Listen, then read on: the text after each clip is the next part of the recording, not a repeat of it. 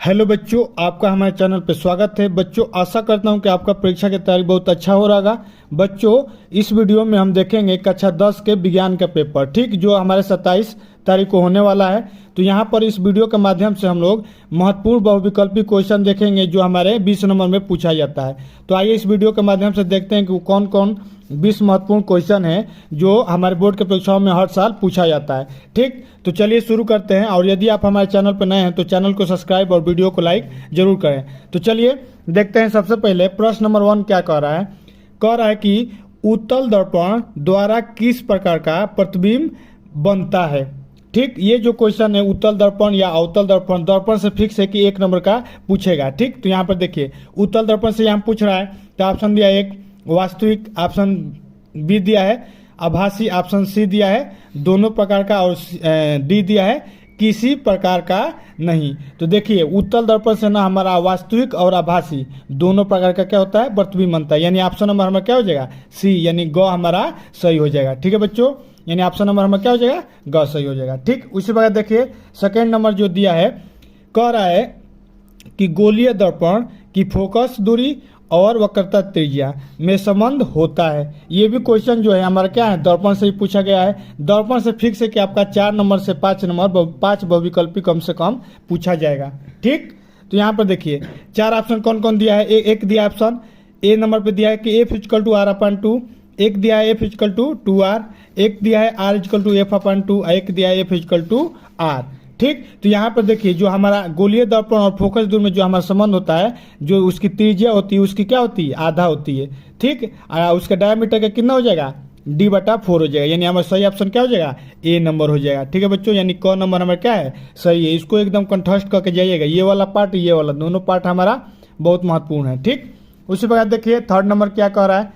Third number कह रहा है वाट घंटा मीटर मापक यंत्र है। जो वाट घंटा मीटर जो होता है यंत्र क्या है, किस चीज़ का है, विद्युत धारा नापता है, विभवांतर नापता है, सामर्थ्य बताता है, या विद्युत ऊर्जा बताता है। ये भी हमारा यंत्र से पूछा जाता है। ठीक, तो यंत्र से देखिए ये हमारा कहाँ से लिया है, इलेक्ट्रिसिटी से लिया गया है। तो यहाँ पर देखिए ये इसका जो हमारा सही आंसर हो जाएगा, इससे हम लोग क्या करते हैं, ऊर्जा नापते हैं। क्या नापते हैं, ऊर्जा नापते हैं। यानी ऑप्शन नंबर हमारा 4 सही हो जाएगा, यानी डी नंबर हमारा सही हो जाएगा। ठीक, उसके बाद देखिए क्वेश्चन नंबर चौथा नंबर देखिए, चौथा नंबर दिया है कि निम्नलिखित में से कौन अर्धचालक नहीं है। ठीक, अर्धचालक पूछ रहा है। ठीक, यहाँ पर देखिए सिलिकॉन क्या है, हमारा अर्धचालक है, जर्मेनियम भी अर्धचालक है, सेलेनियम, और एक कौन दिया है, सिल्वर। तो सेलेनियम भी हमारा क्या है, अर्धचालक है। यानी हमारा सिल्वर जो है हमारा क्या है, मेटल में आता है। यानी हमारा ऑप्शन नंबर डी क्या हो जाएगा, सही हो जाएगा। ठीक है बच्चों, आओ उसी प्रकार देखें क्वेश्चन नंबर 5। क्वेश्चन नंबर 5 कह रहा है कि चुंबकीय फ्लक्स का मात्रक है। ठीक, यहाँ पर ऑप्शन देखें चुंबकीय फ्लक्स से पूछा है। कह रहा है कि एक ऑप्शन नंबर ए दिया है कि न्यूटन पर मीटर इंटू एम्पियर, एक दिया है न्यूटन इंटू मीटर पर एम्पियर, फिर एक दिया है न्यूटन एम्पियर पर मीटर, एक दिया है वेबर पर मीटर स्क्वायर। तो इसका जो चुंबकीय फ्लक्स होता है, चुंबकीय फ्लक्स हमारा जो होता है एरिया होता है, और हमारा क्या होता है, और चुंबकीय क्षेत्र होता है। यानी इसका आंसर क्या हो जाएगा, न्यूटन मीटर पर एम्पियर होता है। यानी ऑप्शन नंबर में क्या हो जाएगा, बी सही हो जाएगा। ठीक है बच्चों, यदि वीडियो अच्छा लग रहा है तो वीडियो को लाइक करते जाइए। ठीक, उसके बाद देखिए क्वेश्चन नंबर 6 देखिए 6 नंबर क्या कर रहा है, कह रहा है कि चुंबकीय बल क्षेत्र 1, ऑप्शन 4 दिया है, सदिश राशि है, अदिश राशि है, अदिश व सदिश है, या न अदिश है न सदिश है। बच्चों ये जो क्वेश्चन है फिक्स है कि आने वाला है। ठीक, तो इसको ध्यान से पढ़ के जाइएगा। तो कह रहा है कि चुंबकीय बल क्या है, सदिश राशि है, अदिश राशि है, या दोनों है, या हमारा न अदिश है न सदिश है। तो इसका बच्चों हमारा सही आंसर हो जाएगा, ये हमारा क्या है, सदिश राशि है। ठीक है बच्चों, उसी प्रकार देखिए और देखिए कौन कौन सा प्रश्न जो है हमारे बोर्ड के परीक्षाओं के लिए महत्वपूर्ण है। यहाँ पर देखिए 7वां नंबर क्या दिया है, प्रश्न नंबर 7 दिया है कि लेंस में प्रकाश का जो लेंस होता है हमारा, उसमें प्रकाश का क्या होता है पूछ रहा है। यहाँ पर 4 ऑप्शन दिया है, क परावर्तन होता है, ख अपरावर्तन होता है, या एक पृष्ठ पर परावर्तन होता है, या इनमें से कोई नहीं। तो देखिए जो हमारा लेंस होता है, लेंस पे जब प्रकाश की लाइट गिरता है तो उसमें क्या होता है, अपरिवर्तन होता है। क्या होता है? अपरिवर्तन। लाइट उसके अंदर जाके और उसके बाद क्या होता है? अपरिवर्तन होता है। परिवर्तन मतलब कि पूरा रिफ्लेक्ट हो जाए, लेकिन उसमें क्या होता है? लाइट आर पार जाता है, यानी इसी से पता चल रहा है कि अपरिवर्तन होता है, यानी ऑप्शन नंबर हमारा क्या हो जाएगा?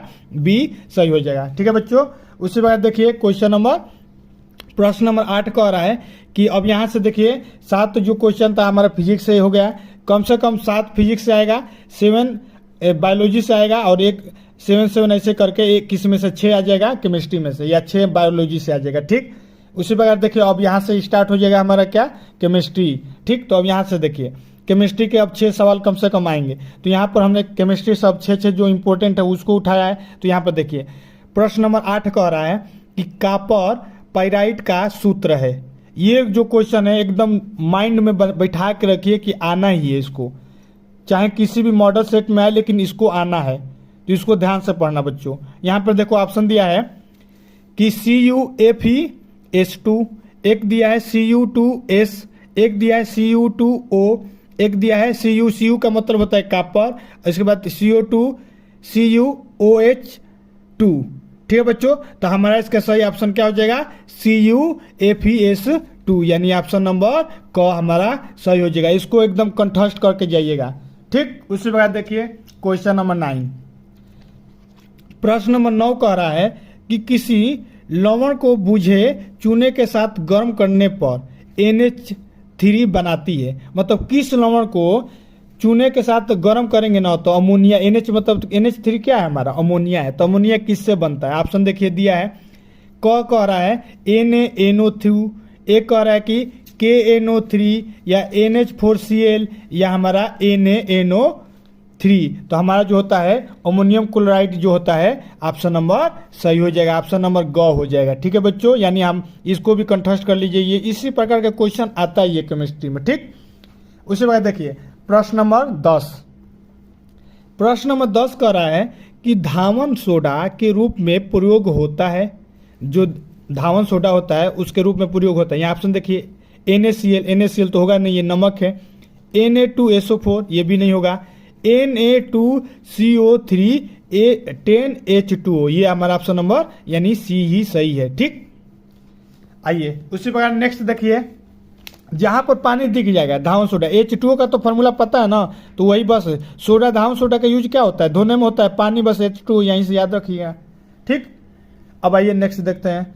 प्रश्न नंबर 11 कह रहा है कि जल में हाइड्रोजन और ऑक्सीजन का आयतानुपात होता है। कह रहा है ना कि जो हमारा जल होता है H2O, उसमें हाइड्रोजन और ऑक्सीजन का आयतन का जो होता है ना अनुपात कितना होता है। ये जो क्वेश्चन है ना बहुत बार पूछा गया है, इस बार भी पूछा जाएगा। यहाँ पर देखो 4 ऑप्शन कौन कौन दिया है। एक दिया है 8:1, एक दिया है 1:2, एक दिया है 1:8, एक दिया है 2 और 1। यहाँ पर आपको कंफ्यूज करने के लिए 8 को 1 दे दिया है और 1 को 8 दे दिया है, तो बच्चे कंफ्यूज हो जाएंगे कि 8 आगे लगाएं कि 1 आगे लगाएं। तो ये बताइए हाइड्रोजन का क्या होता है? 1 होता है, ऑक्सीजन का 8 होता है ना, तो ऐसे याद करिए ना। तो ये हमारा सही ऑप्शन क्या हो जाएगा? 1 और 8 हो जाएगा, यानी 1 और 8 नंबर हमारा क्या है? सही है। 1:8 में जो उनका आयतन होता है 1:8 होता है। ठीक है बच्चों, अब देखिए नेक्स्ट देखिए, कह रहा है 12 नंबर प्रश्न की लिथियम विकर्ण संबंध प्रकट करता है सोडियम के साथ, पोटासियम के साथ, एल्युमिनियम के साथ, मैग्नीशियम के साथ। तो जो हमारा लिथियम होता है, लिथियम जो हमारा होता है हमेशा किसके साथ करता है? मैग्नीशियम के साथ करता है। एक चीज याद रखिए, जो हमारा विकर्ण है, विकर्ण संबंध जितना भी है उसको एकदम कंठस्थ करके जाइएगा। विकर्ण से एक प्रश्न फिक्स की आने वाला है, यानी हमारा ऑप्शन नंबर यहाँ पर देख लीजिए डी होगा, मैग्नीशियम। ठीक, उसी प्रकार देखिए नेक्स्ट क्वेश्चन। प्रश्न नंबर 13 कह रहा है कि यूरेनियम है, यूरेनियम जो हमारा है वो क्या है? क्षार धातु है, अधातु है, अस्थायी तत्व है या संक्रामक तत्व है, संक्रामक धातु है। ठीक, तो यूरेनियम हमारा क्या है? अंतम सक्रातम धातुनम। ठीक है, यानी ऑप्शन नंबर डी हमारा सही हो जाएगा। ठीक है बच्चों, यूरेनियम जो होता है अस्थिर रहता है ना, वो बहुत एक्टिव रहता है, वो अपने अवस्था में रह नहीं पाता है। ठीक, यूरेनियम हमेशा रेडिएशन क्षय करता है। ठीक, अब आइए देखिए नेक्स्ट नंबर क्वेश्चन नंबर प्रश्न नंबर 14। प्रश्न नंबर 14 दिया है कि किस तत्व की विद्युत धनात्मकता सबसे अधिक होती है। देखिए, एक होता है विद्युत धनात्मकता, एक होता है विद्युत ऋणात्मकता। ये दोनों क्वेश्चन में फिक्स है कि कल आने वाला है। ठीक, तो अगला जो हमारा एमसीक्यू का वीडियो होगा उसमें एक हम इसे विद्युत धनात्मकता एक ऋणात्मकता से लेके रहेंगे। ठीक, अब देखिए यहाँ पर कह रहा है, ऑप्शन दिया है कि आयरन, मैग्नीशियम, सोडियम और पोटासियम। तो ये याद देखिए, सबसे ज्यादा हमारा क्या होता है, पोटासियम का विद्युत धनात्मकता सबसे अधिक होती है, यानी ऑप्शन नंबर हमारा चौथा सही हो जाएगा। ठीक है बच्चों, समझ में आ रहा है ना? अगर नहीं समझ आ रहा तो कमेंट करो। यहाँ पर देखिए क्वेश्चन नंबर 50, अमोनिया का यूरिया में परिवर्तन होता है। ऑप्शन देखिए, अब यहाँ से देखिए क्वेश्चन नंबर 15 से अब ये हमारा सब जो जितना भी क्वेश्चन है अब कहाँ से आएगा, बायोलॉजी से हमने उठाया है। ठीक, तो यहाँ से देखिए लिखा है कि अमोनिया का यूरिया में परिवर्तन कैसे होता है। जो अमोनिया हमारे शरीर में बनता है, यूरिया अमोनिया से यूरिया में कन्वर्ट हो जाता है, यूरिन जो हमारा होता है, तो कैसे परिवर्तन होता है, यकृत के द्वारा होता है कि अग्नाशय के द्वारा होता है कि आमाशय के द्वारा होता है कि विक्र के द्वारा होता है। ठीक, ये बहुत इंपॉर्टेंट क्वेश्चन है। तो इसका आंसर यही होगा, ऑप्शन नंबर क हो जाएगा। यकृत जो होता है उसी के कारण हमारा क्या होता है, अमोनिया यूरिया में कन्वर्ट हो जाता है। ठीक है बच्चों, समझ में आ रहा है? ठीक, अब यहाँ पर देखिए कह रहा है क्वेश्चन नंबर 16 कि टिप्सिन पाया जाता है। ठीक, टिप्सिन कहाँ पाया जाता है? यहाँ पर ऑप्शन दिया है जठर रस, ऑप्शन नंबर बी दिया है अग्नाशय रस, ऑप्शन नंबर सी दिया है पित्त रस और ऑप्शन नंबर डी दिया है विक्र। तो जो हमारा टिप्सिन होता है ना, वो हमारा अग्नाशय में पाया जाता है। कहाँ पाया जाता है? अग्नाशय में। तो ये इसको भी कंठस्थ कर लीजिए, टिप्सिन बहुत पूछता है। ठीक, और एंजाइम भी हमारा पूछा जाता है। ठीक, तो यहाँ ऑप्शन नंबर क्या हो जाएगा, क हो जाएगा, यानी बी नंबर हो जाएगा। ठीक, अब पेपर में आपको ए बी सी करके लिखेगा आ रहा है, क्योंकि सभी में ए बी सी डी के रूप में आ रहा है, क ख ग के रूप में नहीं आ रहा है। ठीक है बच्चों, अब देखिए 17 नंबर कह रहा है कि मनुष्य में लाड़ ग्रंथियां की संख्या कितनी होती है, मतलब जो जोड़ी बताना है, कितना जोड़ी होती है, एक जोड़ी होती है, 3 जोड़ी होती है, 2 जोड़ी होती है या 4 जोड़ी होती है। तो जो हम लोग की ग्रंथियों की संख्या होती है ना, 3 जोड़ी होती है। कितना होती है? हम लोग के बॉडी में 3 जोड़ी के ग्रंथियां, यानी ऑप्शन नंबर हमारा ख, यानी बी हमारा क्या हो जाएगा, सही हो जाएगा। ठीक है बच्चों, अब यहाँ पर देखिए क्वेश्चन नंबर 18 कह रहा है कि रुधिर दाब मापक है थर्मोमीटर का, बैरोमीटर का, गैल्वेनोमीटर का या स्फिग्नोमेनोमीटर का। तो यही हमारा क्या है, रुधिर दाब इसी से क्या होता है, मापा जाता है, यानी ऑप्शन नंबर क्या हो जाएगा, डी हमारा सही हो जाएगा। ये भी हमारा फिक्स है कि पूछेगा, ये पूछेगा नहीं तो थर्मोमीटर पूछेगा। ठीक, तापमान वाला पूछेगा। अब बताइए यहाँ पर देखिए प्रश्न नंबर 19 देखिए, ये भी बहुत इंपॉर्टेंट है।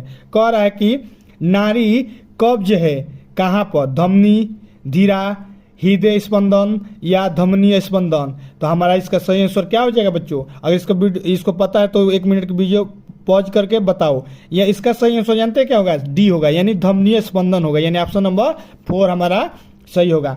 ठीक है बच्चों, अब देखिए लास्ट क्वेश्चन जो हमारा है, लास्ट क्वेश्चन कह रहा है कि रक्त में प्लाज्मा की मात्रा होती है, 4 ऑप्शन दिया है, 20% होती है। प्लाज्मा कितना परसेंट होता है रक्त में, 20% होता है कि 40% होता है कि 60% होता है कि 80% होता है? इसका अगर तुमको पता है तो कमेंट करके जरूर बताओ। ठीक, तो हम बता रहे हैं इसका होता है 60%। जो प्लाज्मा हमारे शरीर में जो रक्त होता है, जो खून बहता है हमारा, उसमें ना 60% प्लाज्मा पाया जाता है। ठीक है, ये बहुत इंपॉर्टेंट क्वेश्चन है, 20 नंबर बहुत इंपॉर्टेंट है, फिक्स है कि आएगा, चाहे किसी भी कोड में आए। 7 कोड बनता है, 7 कोड में से किसी न किसी कोड में फिक्स है कि ये आएगा। ठीक, ये बहुत इंपॉर्टेंट क्वेश्चन है, इसको एकदम माइंड करके जाना है। ठीक, यदि ये आपको वह विकल्प अच्छा लगा है तो वीडियो को लाइक और चैनल को सब्सक्राइब जरूर करो, और कमेंट करके बताओ कि और किस किस टॉपिक पे तुमको वीडियो चाहिए, हम आपको बनाएंगे। ठीक, सबसे पहले यहाँ पर देखिए जो हमारा टॉपिक मोस्ट इंपोर्टेंट टॉपिक है, यहाँ पर हेडिंग एक लाइन में बोलना चाहेंगे तो वो हमारा है विद्युत मोटर। या विद्युत मोटर क्या होता है, पेपर में बहुत बार पूछता है। इसका चित्र भी पूछता है कि इसका चित्र बनाओ और इसका A to Z मतलब इसका महत्व बताओ, इसका कार्यफलन बताओ। तो हम इस वीडियो के माध्यम से इस टॉपिक को पूरा क्लियर करेंगे, एक बाय वन करके इस टॉपिक को डिस्कस करेंगे। ठीक, तो यहाँ पर देखिए सबसे पहले प्रश्न कैसे आएगा। प्रश्न आएगा, कहेगा कि आवश्यक आरेख बनाकर विद्युत मोटर की कार्यविधि को समझाइए कि विद्युत मोटर कैसे काम करता है। जो घरों में हमारे विद्युत मोटर होता है जिससे टुल्लू चलता है, चाहे हमारा जो पंखा चलता है मोटर से चलता है ना, तो वो इसी के बारे में बताना है कि कैसे काम करता है। फिर बताना है कि विद्युत मोटर में विभक्त वलय का क्या काम है। उसका विद्युत मोटर में एक उसका पार्ट होता है विभक्त वलय, उसी के बारे में बताना है। तो चलिए शुरू करते हैं, देखते हैं कि विद्युत मोटर होता क्या है। ठीक, और यदि लेकिन आप हमारे चैनल पर नए हैं तो चैनल को सब्सक्राइब और वीडियो को लाइक जरूर करें। ठीक, चलिए आइए देखते हैं नेक्स्ट क्वेश्चन। आगे देखेंगे हम लोग कि यहां पर कह रहा है कि और यदि आप हमारे चैनल पर नए हैं तो चैनल को सब्सक्राइब और वीडियो को लाइक जरूर करें। चलिए देखते हैं कि विद्युत मोटर होता क्या है। तो देखिए कैसे इसका उत्तर लिखिएगा।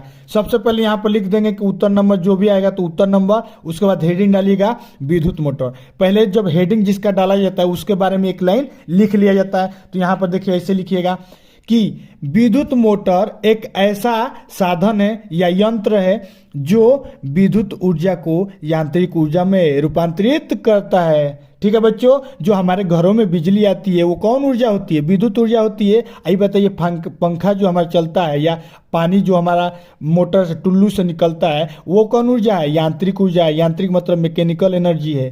ठीक, तो यानी कि विद्युत मोटर का काम क्या है? विद्युत ऊर्जा को यांत्रिक ऊर्जा में कन्वर्ट करना। तो इसीलिए आजकल लोग मैकेनिकल वर्क कहाँ कर रहे हैं? सब मशीन कर रहा है, यानी विद्युत ऊर्जा को यानी सब मोटर काम कर रहा है। तो ऐसे लिख दीजिएगा एक लाइन में, एग्जामिनर समझेगा कि A to Z आपका टॉपिक क्लियर है एकदम। इसे डायरेक्ट लिखेगा कि विद्युत मोटर एक ऐसा साधन है जो विद्युत ऊर्जा को यांत्रिक ऊर्जा में रूपांतरित करता है। ये रूपांतरित का मतलब कि बदलता है। ठीक है बच्चों, इतना लिख दीजिएगा। अब देखिए इसका सिद्धांत क्या है। सिद्धांत कहने का मतलब कि ये कैसे विद्युत मोटर काम करता है। अच्छा ठीक है, हमारे घरों में विद्युत ऊर्जा आता है तो ये मैकेनिकल में कैसे कन्वर्ट हो जाता है? यहाँ से तो आता है विद्युत में, हमारा पंखा चलने लगता है। तो आज इस वीडियो के माध्यम से देखोगे, लास्ट तक अगर देखो तो समझ जाओगे कि विद्युत मोटर कैसे काम करता है। तो देखो विद्युत मोटर जो होता है उसका मेन सिद्धांत ये है, देखिए लाइन से देखिए, उसमें ना एक कुंडली लगी होती है। ठीक, यहाँ पर देखिए, सबसे पहले आप चित्र देखो, यहाँ पर देखो एक कुंडली लगी होती है। ये वाला जो पार्ट है हमारा कुंडली है। इस कुंडली में क्या होता है, हम लोग जो घरों के जो बिजली आता है इसी में हम लोग क्या करते हैं? प्रवाह करते हैं। ये जो कुंडली PQRS दिख रहा है, अब जिसमें हम लोग धारा प्रवाह करते हैं उसके दोनों तरफ हम लोग क्या करते हैं? दो चुंबक लगा देते हैं, N और S। एक सिरा जिसको N कहते हैं, एक सिरा S कहते हैं, नॉर्थ और साउथ पोल। ठीक, तो यहाँ से इन दोनों के बीच में जब उस कुंडली को रखेंगे तो ये जो कुंडली होता है ऑटोमेटिक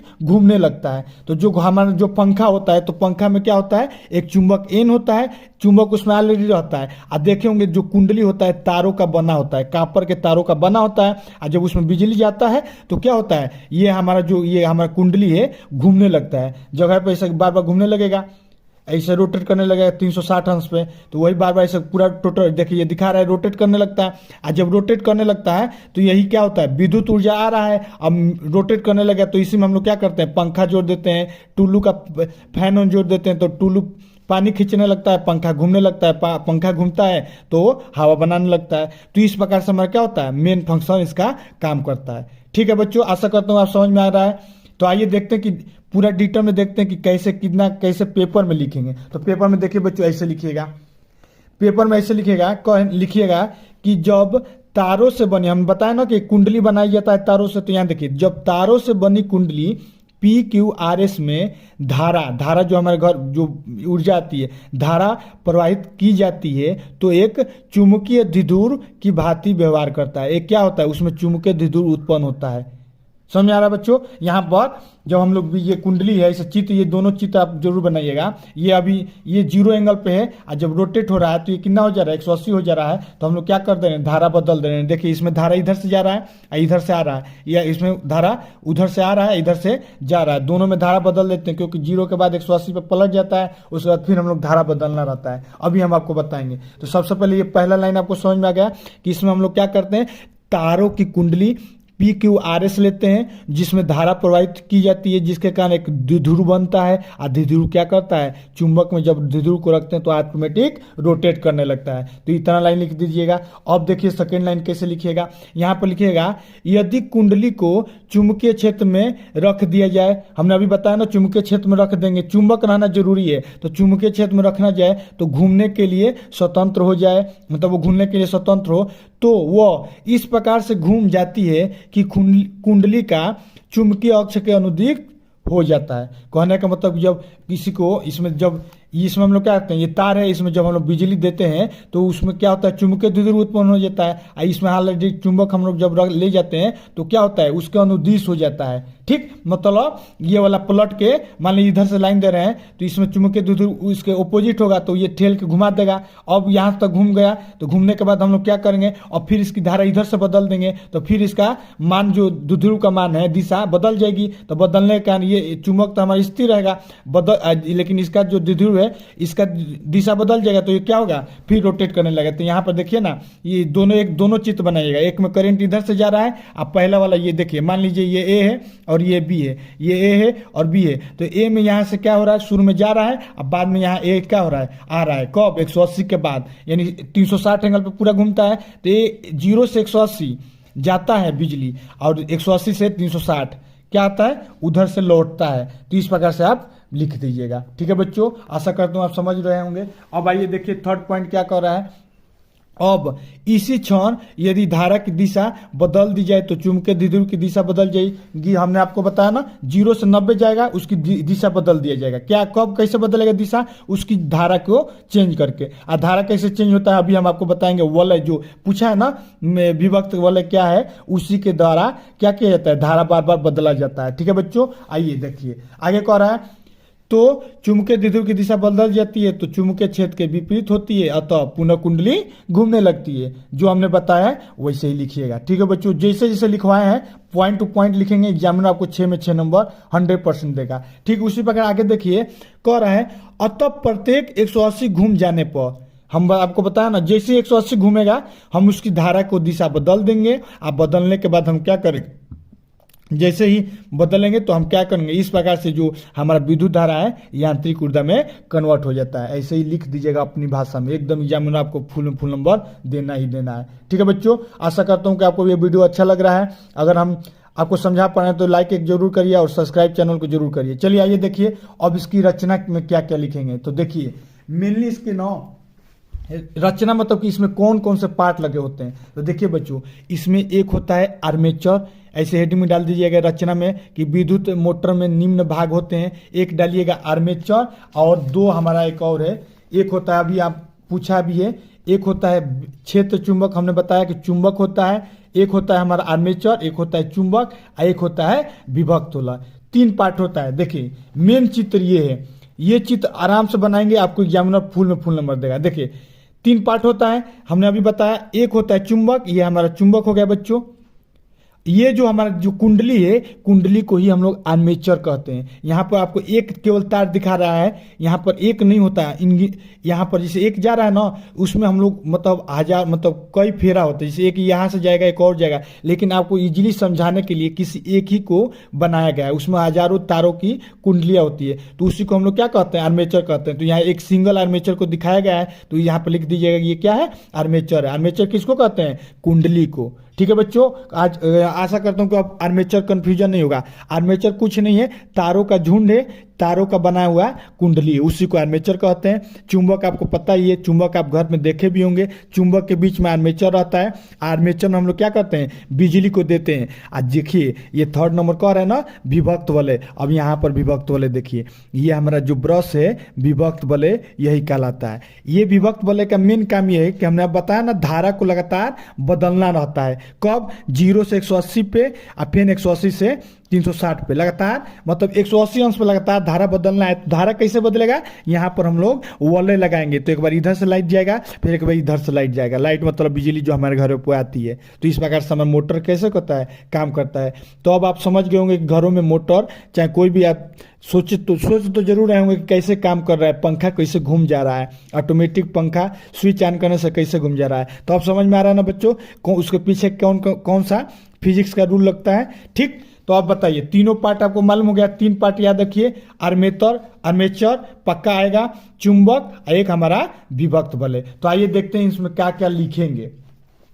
तो यहाँ पर जब आर्मेचर आएगा तो आर्मेचर में लिखिएगा कि यह तांबे के पतले विद्युत अवरोधित तार होते हैं, ठीक, जिनके अनेकों पेरे में आयताकार कुंडली होती है। हमने आपको बताया ये जो कुंडली है एक नहीं होता है, इसमें आयताकार, ये देखिए आयताकार एक है ना, उसी प्रकार आयताकार अनेकों होते हैं, लेकिन यहाँ पर केवल एक बनाया गया है। एक बनाया गया ताकि आप आसानी से समझ जाएंगे। ठीक, तो वही कह रहा है कि यह तांबे के पतले तार और विद्युत अवरोधित तार के अनेकों फेरों में आयताकार कुंडलियां होती हैं जो अपने अक्ष पर स्वतंत्रता पूर्वक घूमती है। यानी यह क्या होता है, यही तो हमारा एक आयताकार कुंडली है, ये आपस में घूमते हैं। ठीक है बच्चों, तो समझ गए आर्मेचर का काम क्या है। तो आर्मेचर हमारा क्या है, एक प्रकार का कुंडली है। ठीक, यदि वीडियो अच्छा लग रहा है तो वीडियो को लाइक जरूर कर दो भाई, और चैनल को सब्सक्राइब कर दो। और भी इस प्रकार का टॉपिक चाहिए तो बताते ही रहो कमेंट करके। यहाँ पर देखिए अब क्षेत्र चुंबन क्या है। क्षेत्र चुंबन 3 पार्ट है ना उसका रचना में, तो अब क्षेत्र चुंबन के बारे में देखो। यह अब इसको कैसे लिखोगे, हम तो चुंबक के बारे में तो तुमको पता ही है, बस ये 2 लाइन लिख दोगे, एग्जाम में फुल नंबर दे देगा।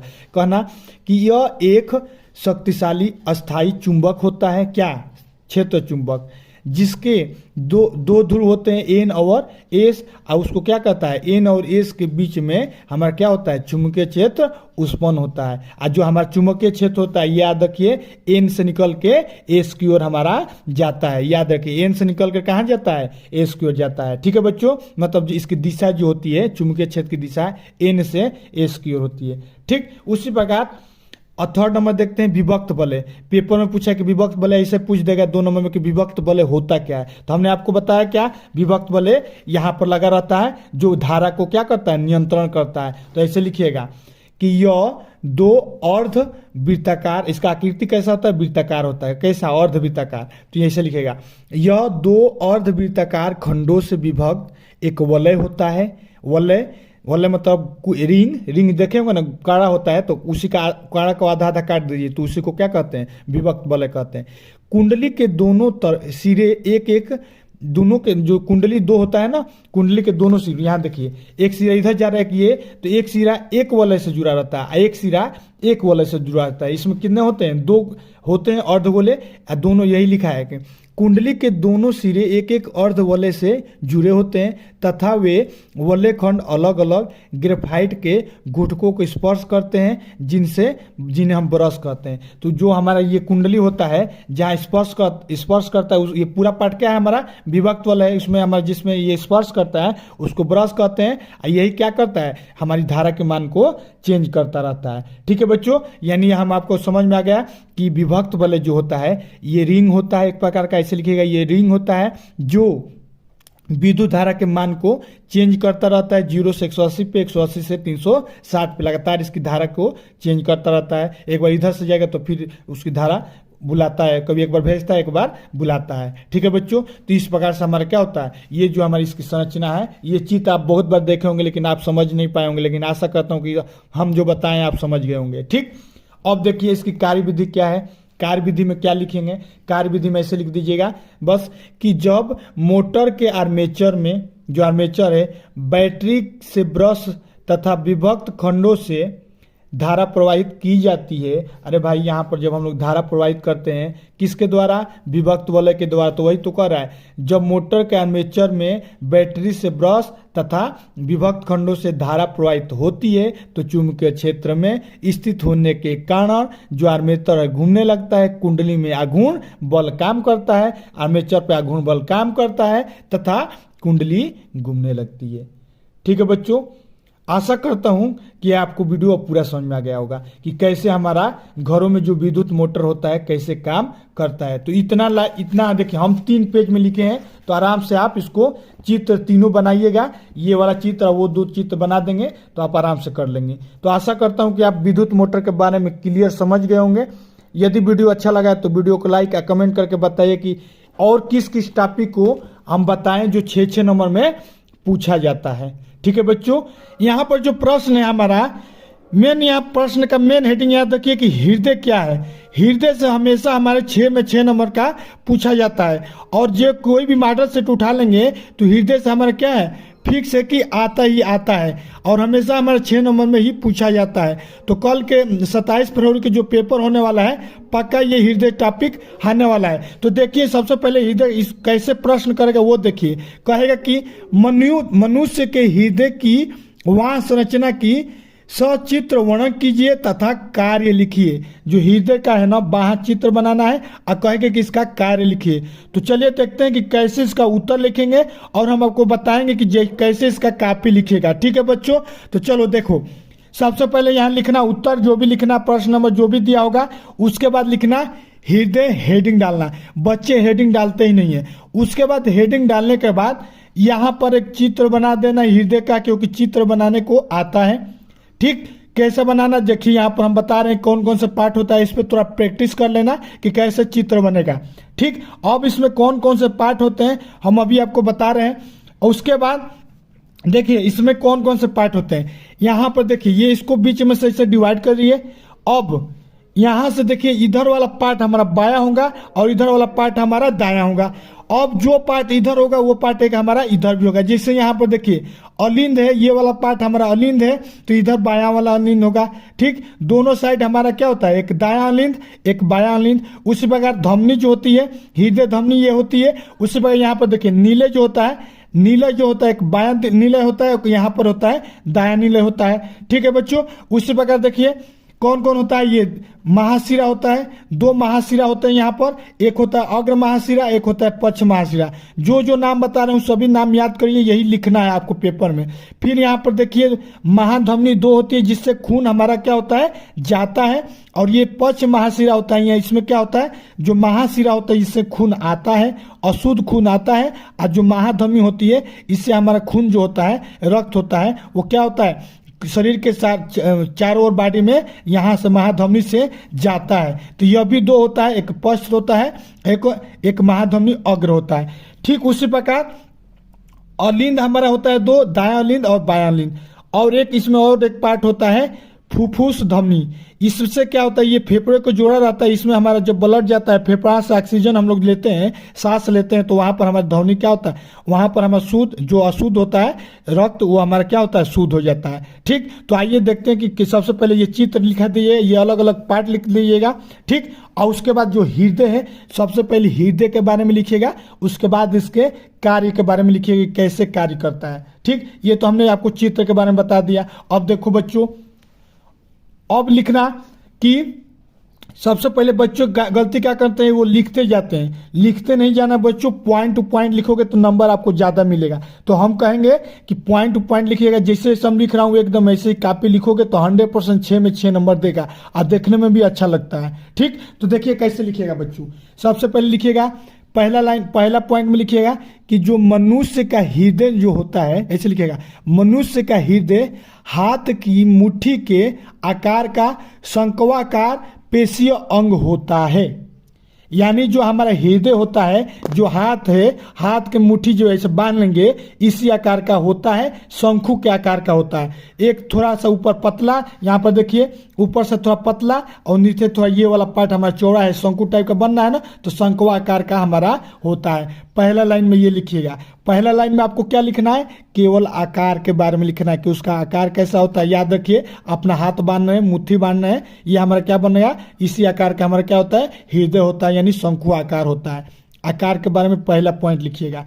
फिर अब दूसरा पॉइंट क्या लिखिएगा, कि दूसरा पॉइंट में लिखिएगा कि शरीर है ना आपका, शरीर में वो कहाँ पाया जाता है बच्चों, फेफड़े में पाया जाता है। तो ऐसे लिखिएगा कि यह फेफड़ों के बीच कुछ बाईं ओर स्थित होता है। अच्छा, ये फेफड़ा का हम लोग जो बाईं ओर फेफड़ा होता है वहीं पर स्थित होता है। तो दूसरे पॉइंट में लिखिएगा कि यह फेफड़ों के बीच में रहता है। स्थित कहाँ रहता है उसके बारे में लिख दीजिएगा बच्चों। पहले में क्या लिखेंगे, आकार के बारे में। दूसरे में लिखिएगा कि कहाँ स्थित है। अब तीसरे में लिखिएगा कि यह एक झिल्लुनुमा थैली में सुरक्षित रहता है जिसे हृदयावरण कहते हैं। बच्चों ये जो है, ये जो हमारा हृदय है, आकार है, ये क्या है, एक झिल्ली से घिरा होता है, झिल्लीनुमा होता है, उसको थैली होता है। थैली में क्या होता है, घिरा होता है, उसको हम लोग क्या कहते हैं बच्चों, हृदयावरण कहते हैं। तो अब इसमें तीसरा पॉइंट में ये लिखना है कि ये कहाँ कैसे रहता है, तो ये एक थैली में रहता है। पहला में लिखेंगे कि इसका आकार क्या है, दूसरे में लिखेंगे कि आकार कैसा होता है, मुट्ठी की तरह होता है। ठीक उसी प्रकार लिखेंगे दूसरे में कि कहाँ स्थित है, तो फेफड़ों के बीच में बाईं ओर है।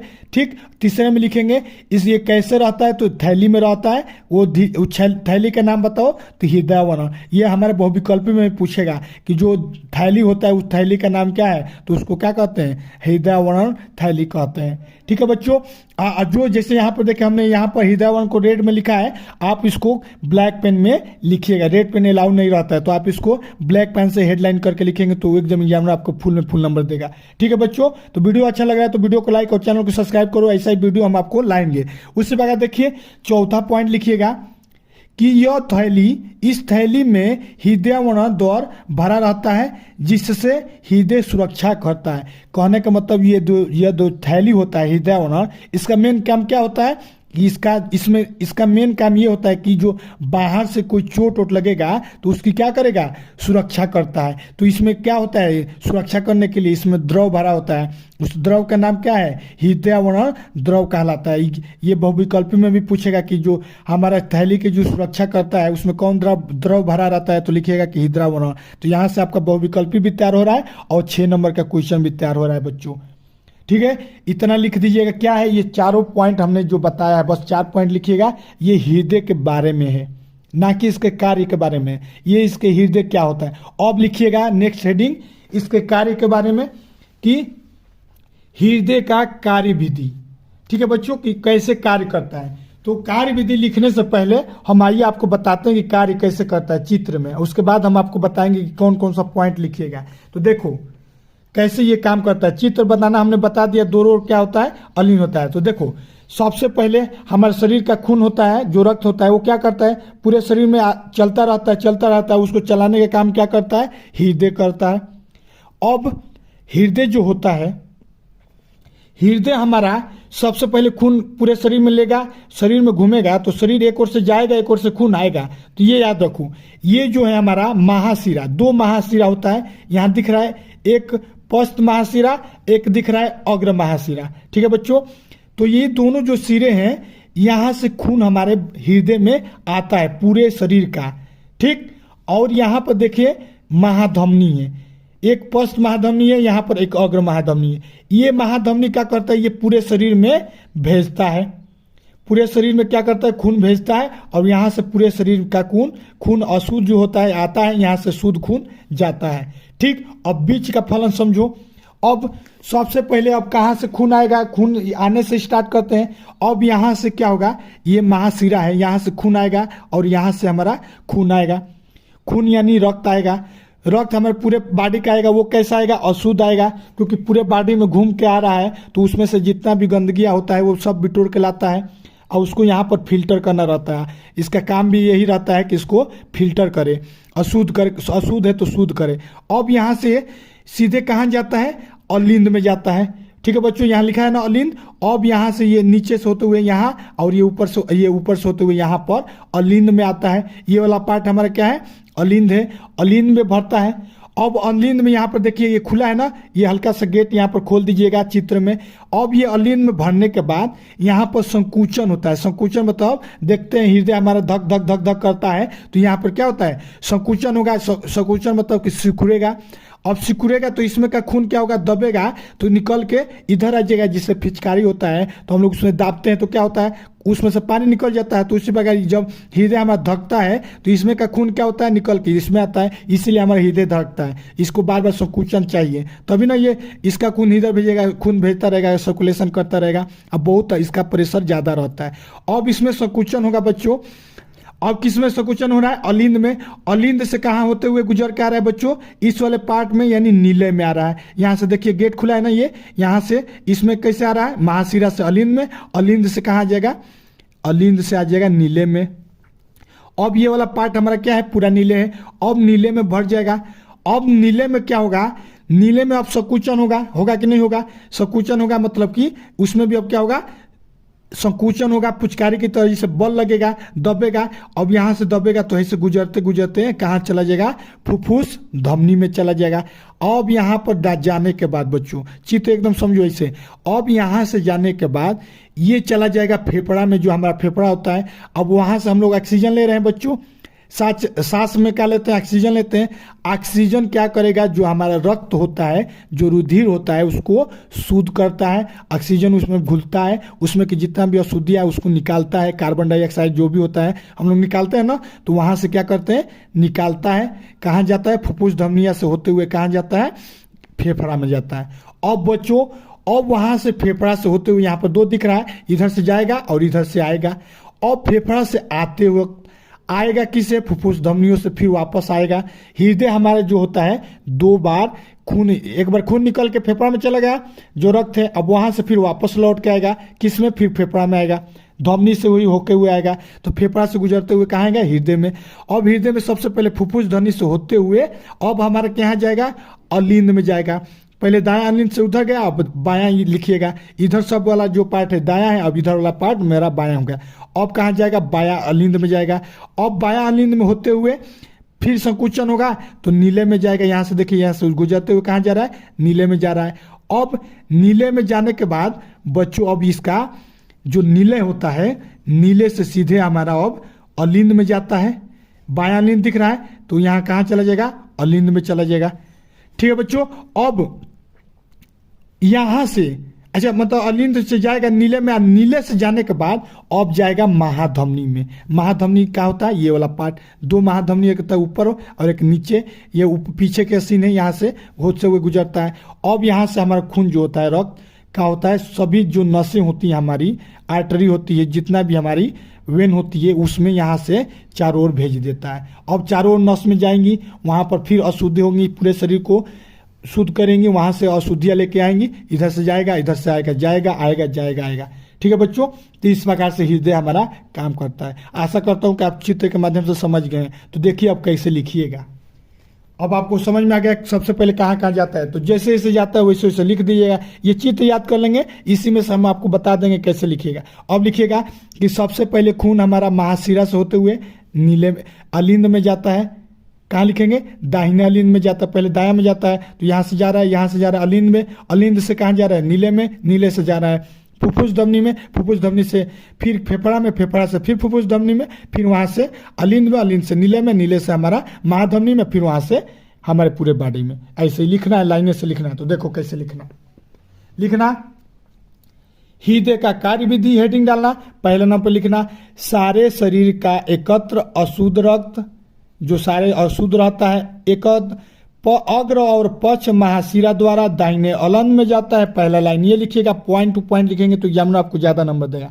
फिर दूसरे लाइन में लिखिएगा कि दाएं अलिंद के संकुचन से यह रुधिर त्रिदलीय कपाट से होता हुआ दाएं नीले में जाता है। अब कहाँ जाएगा, अलिंद से जा रहा है दाएं नीले में। इसको हेडलाइन इसे ऐसे काले में लिखिएगा, ठीक, नहीं तो इसको हेडिंग नीचे से ऐसे मार दीजिएगा। अब नीले से कहाँ जाता है बच्चों, फेफड़ा में जाता है, मतलब फुफ्फुस होते हुए फेफड़ा में जाता है। तो अब लिखिएगा कि थर्ड पॉइंट में लिखिएगा दाएं नीले के संकुचन जब होता है पर अशुद्ध रक्त हमारा कहाँ जाता है, फुफ्फुस धमनियों से होता हुआ फेफड़े में पहुंचता है। फेफड़ा में गया और फेफड़ा में क्या होगा, शुद्ध होगा। तो यहाँ से एक पॉइंट ये लिख दीजिएगा कि फेफड़ा में ऑक्सीजन पाकर यह रक्त शुद्ध हो जाता है, किससे, ऑक्सीजन की सहायता से। अब पांचवा लिखिएगा, अब वहां से शुद्ध हो गया तो शुद्ध रक्त फिर फुफ्फुस होते हुए कहाँ जाएगा, अलिंद में जाएगा। तो ये लिखिएगा कि यह शुद्ध रक्त फुफ्फुस शिराओं द्वारा बाएं अलिंद में चला जाता है। अब वहां से कहाँ चला गया बच्चों, अलिंद में चला गया। अब वहां से लिखिएगा कि बाएं अलिंद के बाद अब कहाँ जाता है, नीले में जाता है। तो अब क्या लिखेंगे कि बाएं अलिंद के संकुचन से शुद्ध रक्त बाएं नीले में चला जाता है। अब वहां से कहाँ जाएगा बच्चों, सीधे अब हमारा महाधमनी में जाएगा। अब लाइन से ऐसे पॉइंट टू पॉइंट लिखेंगे, एग्जामिनर आपको फुल नंबर दे देगा। अब बाएं नीले के संकुचन पर शुद्ध रुधिर मतलब रक्त महाधमनी में जाता है और जहां से यह शरीर के विभिन्न अंगों में चला जाता है। इतना पॉइंट लिख देंगे, एग्जामिनर आपको 6 में 6 नंबर गारंटी के साथ देगा, मैं वादे के साथ कहता हूँ। आज जैसे जैसे लिखवाए ये पॉइंट अगर नोट करते जाओ, एक बार इस पर प्रैक्टिस कर लो, कल के पेपर में ये आने वाला है। ठीक है बच्चों, ये जो प्रश्न है बहुत इंपॉर्टेंट है, हृदय से आएगा ही आएगा। ठीक है बच्चों, तो यदि ये वीडियो अच्छा लगा है तो वीडियो को लाइक करो, सब्सक्राइब करो और अपने दोस्तों में भी शेयर करो जिसका पेपर होने वाला है। मिलते हैं नेक्स्ट वीडियो में। और बताओ कि इसी टाइप का और क्वेश्चन चाहिए तो बताओ, हम इस प्रकार के क्वेश्चन बताएंगे 6-6 नंबर में या 4-4 नंबर में पूछे जाने वाला है। या हम बताओ आप कमेंट करके कि मॉडल पेपर चाहिए, मॉडल पेपर का सोल्यूशन बताएं, या इस प्रकार का क्वेश्चन 6-6 नंबर वाला चाहिए या 4-4 नंबर वाला चाहिए, जल्दी से कमेंट बॉक्स में लिख के बताओ।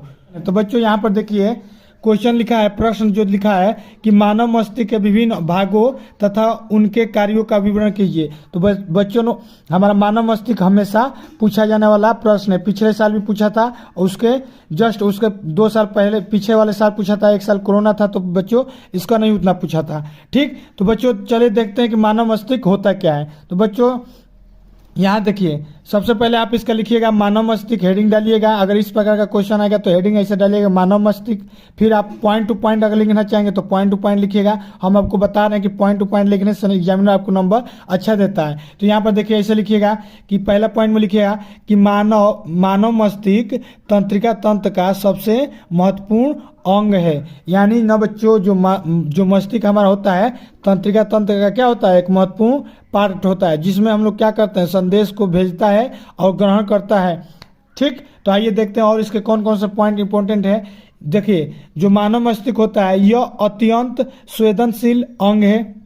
यह क्या होता है, बहुत ही संवेदनशील अंग होता है तथा जो तंत्रिका ऊतक से बना होता है। ठीक है बच्चों, किससे बना होता है, तंत्रिका ऊतक से बना होता है। ठीक, ये पेपर में बहुविकल्पी में भी पूछता है कि तंत्रिका किससे बना होता है, तो तंत्रिका ऊतक से बना होता है। ठीक है बच्चों, पूछेगा कि मानव मस्तिष्क किससे बना है तो आप लिखिएगा कि तंत्रिका ऊतक से बना होता है।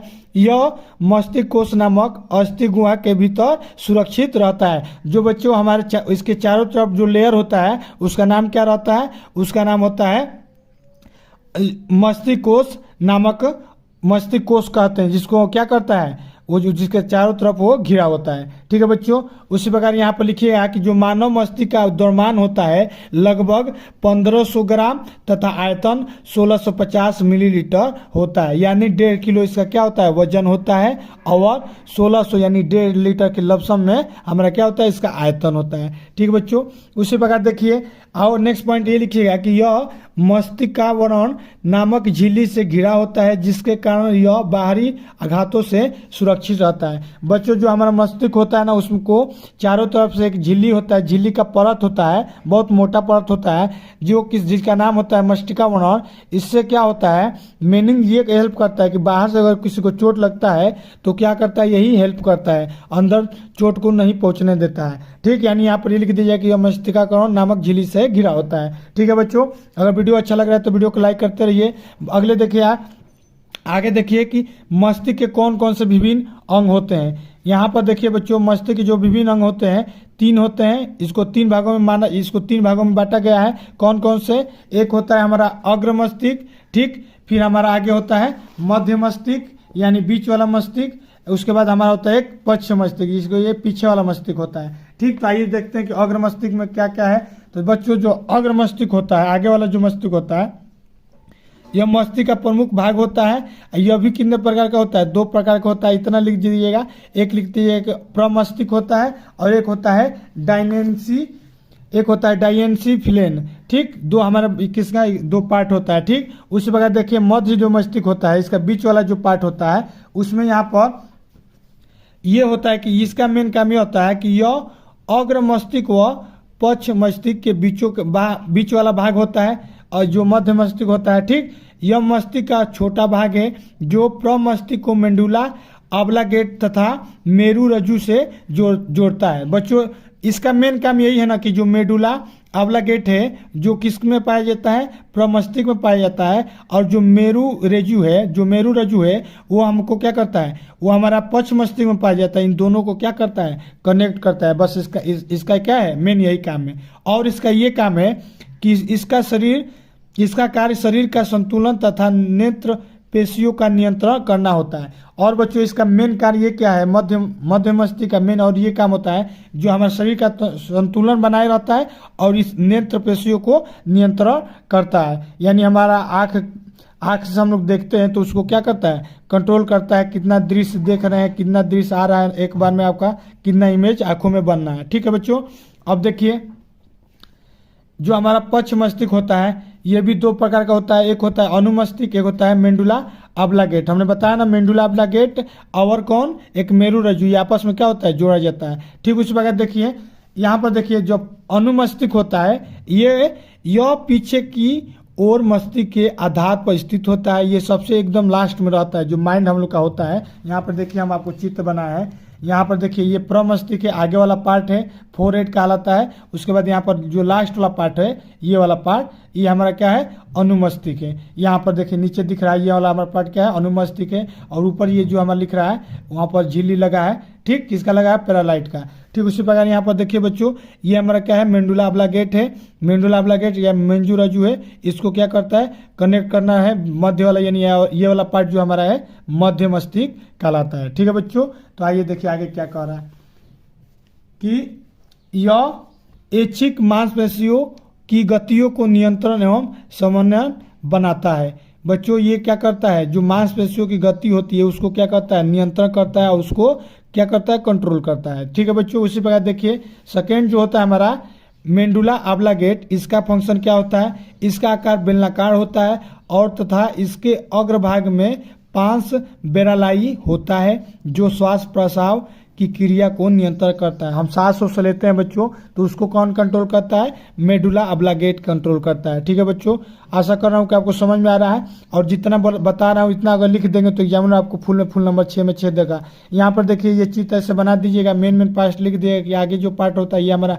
प्रमस्तिष्क है, ये वाला जो पार्ट है हमारा मेडुला ऑब्लांगेट है, और ये हमारा क्या है? मेजू रज्जु है। ये बीच वाला हमारा पार्ट क्या है? मध्य मस्तिष्क है। ये हमारा क्या है? अनुमस्तिष्क है। उसके बाद इसको क्या करिएगा? एक बॉक्स बना के ये वाला पार्ट ऐसे थोड़ा बहुत काट दीजिएगा, आपको एग्जामिनर समझेगा कि बहुत सही है। ठीक, उसी प्रकार देखिए आगे देखिए इसके कार्य क्या क्या होते हैं। अब मस्तिष्क के कार्य कौन कौन से हैं बच्चों? आइए देखते हैं। मस्तिष्क के कार्य हमारे मेन मस्तिष्क के विभिन्न कार्य होता है, जिसमें एक होता है कि आवेगों को ग्रहण करना होता है। यानी कि मस्तिष्क हमारा क्या करता है? इम्पल्स जो हमारे शरीर के बॉडी से आता है उसको ग्रहण करना रहता है। तो ऐसे लिखिएगा कि मस्तिष्क सभी संवेदी अंगों से आवेगों अर्थात संदेशों को संवेदी तरीके तंत्रिका द्वारा ग्रहण करता है। ठीक है बच्चों, इतना लाइन लिख देंगे, आपको एग्जामिनर ठीक है नंबर देगा। ठीक, उसी पर आगे देखिए कह रहा है कि आवेगों का विश्लेषण के बाद अनुक्रिया। ये क्या करता है? जब आवेग हमारे शरीर माइंड में आता है, मतलब आवेग क्या होता है? इम्पल्स जो संदेश होता है। मान लीजिए सुई लगाया जाएगा तो क्या होगा? आप शुरू में आपको दर्द नहीं होगा 1 सेकंड के लिए, क्योंकि अभी संदेश आपके माइंड तक भेजा जाता है। फिर माइंड क्या करता है? एक्टिव होता है। अच्छा, फिर देखता है कि क्या करना है, तो वहां से क्या करता है? विश्लेषण करता है। अब विश्लेषण करने के बाद उसको भेजता है संदेश कि तुमको दर्द हो रहा है। ठीक, तो दर्द भी होता है तो क्या होता है? सुई लगाने के कुछ क्षण बाद होता है। ठीक, उसी प्रकार आगे देखिए तो ऐसे इसमें लिखिएगा कि प्राप्त आवेगों को विश्लेषण करता है, पश्चात उसकी अनुक्रिया के लिए उचित आदेश का निर्देश करता है कि बच्चों अब ये तुमको क्या करना है? यहाँ से हटाओ। मान लो कहीं आग लगा है, आग में हाथ डालोगे तो तुरंत आपको सबसे पहले यहाँ से संदेश भेजा जाएगा कि यहाँ पर आग लग रही है, यहाँ पर आग दागा जा रहा है, उसके बाद जैसे ही संदेश माइंड पे जाएगा तो वो कहेगा, वो प्रतिक्रिया करेगा, भेजेगा संदेश कि उसको वहां से हटाओ। ठीक है बच्चों, तो यही हमारा काम है मस्तिष्क का। ठीक, उसी प्रकार आगे देखिए, कह रहा है कि समन्वय करना। मस्तिष्क के विभिन्न विभिन्न संवेदी अंगों को एक साथ ही कई तरह से संकेत व आगे प्राप्त होते हैं, इसे यह समन्वय स्थापित करता है। देखिए बच्चों, समन्वय ये करता है कि एक बार में तो एक संदेश आते नहीं है, कभी आप सोच रहे हैं, कभी वीडियो देख रहे हैं, साथ में आप हमारा वीडियो भी देख रहे हैं, साथ में आप कहीं लेटे भी होंगे, साथ में कहीं हाथ से क्या किए होंगे, फोन पकड़े होंगे, तो सभी संदेश माइंड को एक बार में भेजा जा रहा है। अगर चारों ओर से अगर चारों तरफ से आपके माइंड को संदेश ना भेजा जाए तो आप कैसे काम करेंगे। मान लीजिए आपको हाथ किधर घुमाना है, ये सभी पार्ट क्या होता है, यही क्या करता है, इसी को कंट्रोल करता है। ठीक, उसी प्रकार देखिए और क्या इसका काम रहता है। चौथा नंबर होता है कि इसका सूचनाओं का ये क्या होता है, भंडारण होता है। जो भी हम सोचते हैं, समझते हैं, मस्तिष्क क्या करता है, उसको संग्रह करता है, उसको रखता है, और जब हमको उसका रिटेन करना रहता है तो वो आप वापस में उस वहाँ से निकाल कर देता है। तो ऐसे लिखिएगा कि मस्तिष्क विभिन्न सूचनाओं को सूचना तथा ज्ञान के रूप में अपने अंदर संचित करता है मतलब रख लेता है, तथा पिछले अनुभवों के आधार पर उन्हें व्यवहार में लगाता है। यानी जैसे ही कोई भी बात होगी, आपको तुरंत क्या करेगा, रिटेन करके जहाँ से सूचना आपने भरे हैं, अगर सही तरीके से सूचना नहीं भरा जाता है तो माइंड हमारा क्या होता है, सही तरीके से काम नहीं करता है। तो बच्चों अगर इतना आप अगर लिख देंगे कि मानव मस्तिष्क क्या होता है, तो आराम से आप 6 नंबर में 6 नंबर कर ले जाएंगे। यदि वीडियो अच्छा लगा है तो वीडियो को लाइक जरूर कर दो। मिलते हैं नेक्स्ट वीडियो में, और भी 6 नंबर के जो भी इंपॉर्टेंट क्वेश्चन है उसको सॉल्व करेंगे। तब तक के लिए जय हिंद।